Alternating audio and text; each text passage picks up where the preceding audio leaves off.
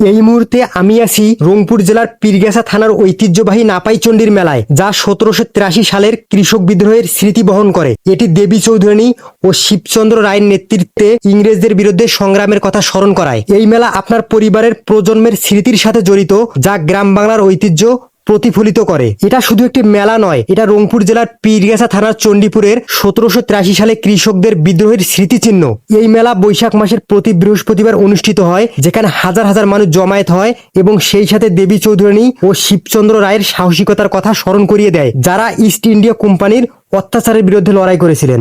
এই মেলা আপনার পরিবারের জন্য, বিশেষ করে আপনার দাদা বাবা এবং প্রত্যেক প্রজন্ম এই মেলায় কম বেশি অংশ নিয়েছে, যা আপনি এবং আপনার শেকড়ের সাথে সংযুক্ত রাখে। এই মেলা গ্রাম বাংলার সংস্কৃতির প্রতিফলন ঘটায়, যেখানে মাটির পুতুল, পিঠে, লোকগান এবং যাত্রার মতো ঐতিহ্যবাহী উপাদান দেখা যায়। এটি হিন্দু এবং মুসলিম ঐক্যের প্রতীক, যেখানে মসজিদ এবং মন্দিরের ধ্বংসাবশেষ ঐতিহাসিক সম্প্রীতির কথা বলে। এটি একটি মেলা নয়, গ্রাম বাংলার হিন্দু মুসলিম ঐক্য এবং প্রজন্মের পর প্রজন্মের একটি স্মৃতির প্রতীক। 1783 সালে দেবী চৌধুরানী ও শিবচন্দ্র রায় ইংরেজদের বিরুদ্ধে বিদ্রোহ ঘোষণা করেছিলেন। এর কারণ কোম্পানির ইজারাদার কর্তৃক রংপুর ও দিনাজপুরের কৃষকদের মাঝে অত্যাধিক কর আরোপ এবং জমিদার দেবী সিংহের নিপীড়ন, যা কৃষকদের জীবন দুর্বিষহ করে তুলেছিলেন।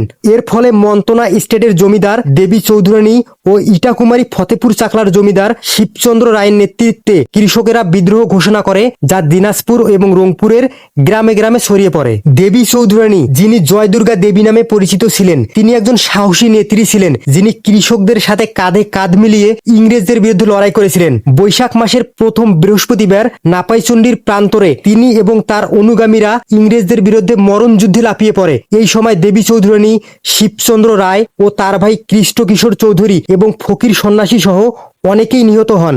যুদ্ধে বেঁচে যাওয়া মানুষ শহীদদের লাশ আলাইকুমারী নদী বেষ্টিত জঙ্গলে সমাহিত করেন, যা এখন পবিত্র ঝাড় নামে পরিচিত। দেবী চৌধুরানী যে জায়গায় শহীদ হন, সেই জায়গাটি নাপাইচণ্ডী নামে পরিচিত হয়। তার স্মৃতি অমর রাখতে স্থানীয়রা এই মেলা প্রতিষ্ঠিত করেন। এই বিদ্রোহে হিন্দু মুসলিম ঐক্যের উজ্জ্বল এক দৃষ্টান্ত দেখা যায়, যেখানে নুরুদ্দিন, কেনা সরকার, দর্জি নারায়ণের মতো নেতারা একসাথে লড়েছিলেন। নাপাইচণ্ডীর মেলা গ্রাম বাংলার এক প্রাণবন্ত ঐতিহ্যের প্রদর্শনী, যেখানে মাটির পুতুল, হাড়ি কলসি, কাঠের খেলনা, পিঠা এবং মিষ্টির দোকানের গ্রামীণ সংস্কৃতি জীবন্ত হয়ে ওঠে। মেলার কাছে একটি মসজিদ এবং মন্দিরের ধ্বংসাবশেষ রয়েছে, যা ফকির এবং সন্ন্যাসীদের অসাম্প্রদায়িক ঐক্যের প্রতীক। আর এই নাপাইচণ্ডীর মেলা হিন্দু মুসলিম সম্প্রদায়ের এক ঐক্যের প্রতিফলন, যা বাংলার ধর্মনিরপেক্ষ ঐতিহ্যকে ফুটিয়ে তোলে। আপনার দাদা হয়তোবা এই মেলায় এসেছিলেন গ্রাম বাংলার ধুলোমাখা পথে হেঁটে, আপনার বাবা হয়তো এসেছিলেন লোকগানের সুরে মুগ্ধ হয়ে,